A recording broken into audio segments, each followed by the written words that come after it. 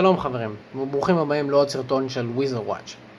היום בסרטון אנחנו נדבר על קניות ברשת. הנושא של הסרטון יהיה מדריך הקניות ברשת. מפעם לפעם אני אעלה סרטון שיעסוק בכל דברים שקשורים לקניות ברשת ושעונים ברשת. היום אני אספר לכם על המקרה שקרה לי בעת רכישת השעון הזה.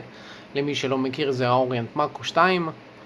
אני קניתי את השעון הזה בג'ומה שופ דרך פייפל, ואני אספר לכם עכשיו את הסיפור שהיה לי בעת קניית השעון הזה. אז כמו שציינתי, השעון הזה נקנה בג'ומה שופ. למי שלא מכיר, השעון הזה עלה לי כולל המשלוח $150. השעון עלה $135 ו$15 המשלוח. הזמנתי את השעון, השעון הגיע אליי, פתחתי את השעון, וכשפתחתי את הקופסה גיליתי שני דברים בשעון. אחד מהם היה שהנקודה שנמצאת על הבאזל בשעה 12 שזוהרת היה עליה שריטה. הדבר השני שהיה שבתוך הדייל להתקרב, אם אתם רואים בין השעה 12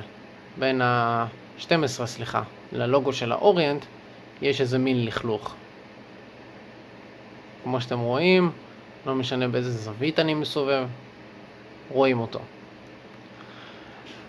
אני שלחתי מיד הודעה לג'ומה שופ, סיפרתי להם מה קרה, ואחרי כמה ימים בלבד הם חזרו אליי, הם ענו לי.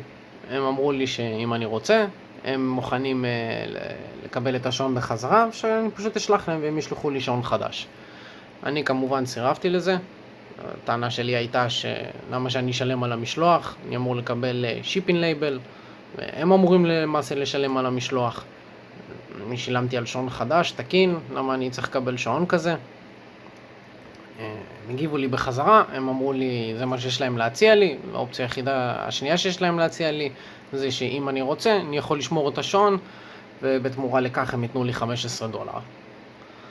כמובן שגם ההצעה השנייה שהם הציעו לי לא הייתה רצינית, כי אני לקחתי את השעון הזה לכמה שנים לברר כמה יעלה לי התיקון של כביכול הנקודה על הבאזל והלכלוך עצמו שבתוך הדייל, וזה היה פחות או יותר כמו לקנות שעון חדש. אז כמובן שחזרתי לג'ומה שופ, סיפרתי להם שהייתי אצל כמה שנים, זה מה שהם אמרו לי. הם לא התנגדו לכך, הם אמרו לי זה עדיין מה שיש לנו להציע לך, אתה רוצה תעשה מה שאתה רוצה. הייתי קצת אבוד עצות, לא ידעתי מה לעשות, אז פניתי לכמה חברים שמבינים קצת יותר ממני בקניות ברשת, ויצא להם להתעסק במקרים כאלה דומים. אז הם אמרו לי דבר אחד: אם קנית את השעון דרך פייפל, תפנה לפייפל, תפתח עליהם קייס, פייפל יעזרו לך, זה השירות שלהם, זה מה שהם נותנים. זה מה שעשיתי. כמובן שלפני שעשיתי זה, שכחתי לציין, שלחתי הודעה אחרונה לג'ומה שופ, אמרתי להם שאני לא מרוצה ממה שהם הציעו לי, ואני מעוניין לקבל $100 החזר על השעון, או שהם ייתנו לי פשוט שיפינג לייבל ושישלחו לי שעון חדש. הם לא ענו לי. אמרתי אני אחכה שבוע, אני אתן להם זמן לענות. עבר שבוע, הם לא ענו. אמרתי טוב, אני אפתח את הקייס בפייפל. פתחתי את הקייס בפייפל, מילאתי את כל מה שהייתי צריך למלות, את ההוכחות, וחיכיתי שאני אקבל תשובה בחזרה. אחרי יום קיבלתי תשובה הם קיבלו את הקייס שלי, והוא עכשיו נמצא בבדיקה, ובימים הקרובים יפנה אליי סוכן.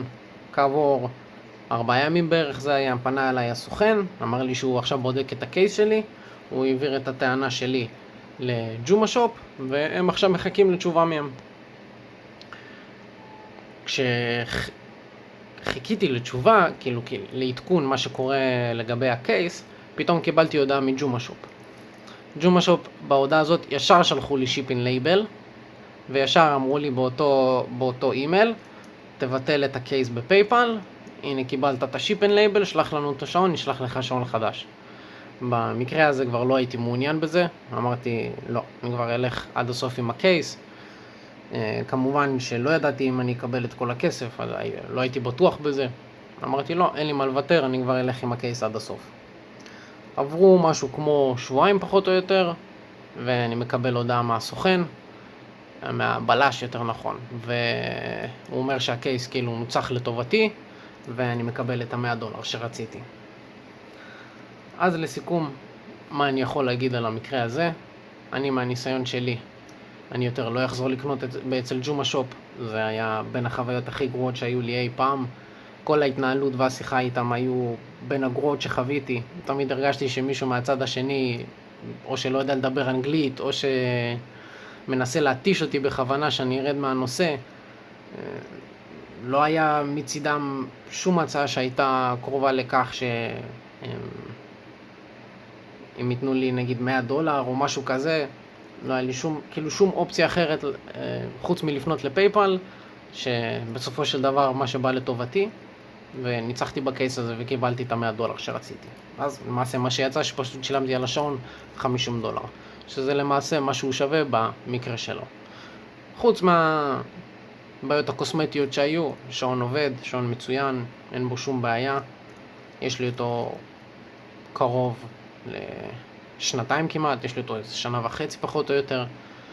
ומהניסיון שלי עם ג'ומה שופ, אני יותר כמובן לא אחזור לקנות אצל ג'ומה שופ אחרי המקרה הזה.